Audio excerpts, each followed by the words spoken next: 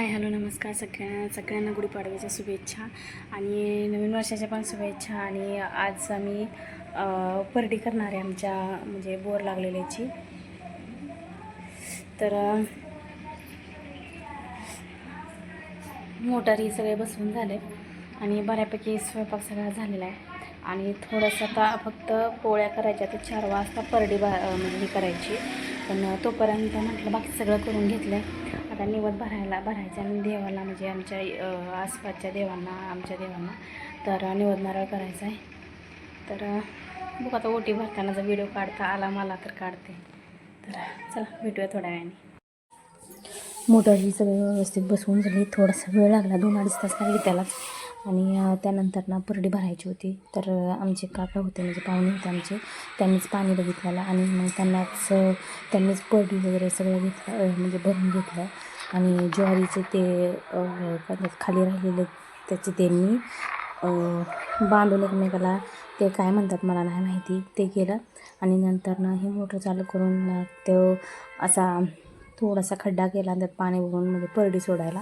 आणि त्यानंतर ही आईंच्या म्हणजे फाईलातली म्हणजे आई कामाला जाते त्यांच्या ह्याच्यातले सगळ्या बायका आहेत, त्यांच्या मैत्रिणी बोलवल्यात आईंनी। आणि त्यानंतर ना ही परडी भरून झाल्याच्या नंतर ना ह्याच सवासणी बसणार आहेत, ह्या 7 जणी येतं। आणि असं म्हणतात की ज्यांचं ऑपरेशन झाले मुलांचं त्यांनाच बोलवायचं असतं, म्हणून आईंच्या मैत्रिणी सगळ्या बोलवल्या तर ह्या परडी भरल्याच्या नंतर ना मग ह्यांना सवाशीण जेवायला कारण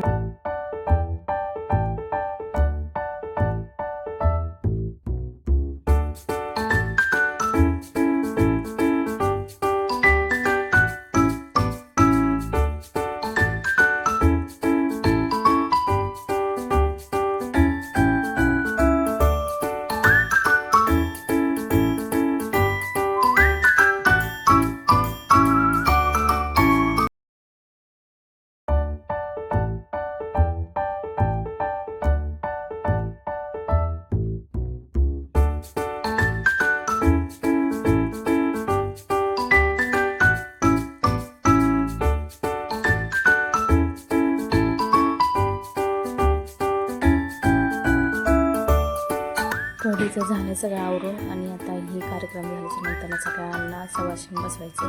आणि म्हणजे आता हे सगळं झालं एकदाचं की पाणी आम्हाला वापरायला हे करता येईल। आणि पहिला पण आम्हाला थोडंसं लांब जायला लागतं पाण्याला। तर व्हिडिओ जर आवडला असेल तर नक्की सबस्क्राईब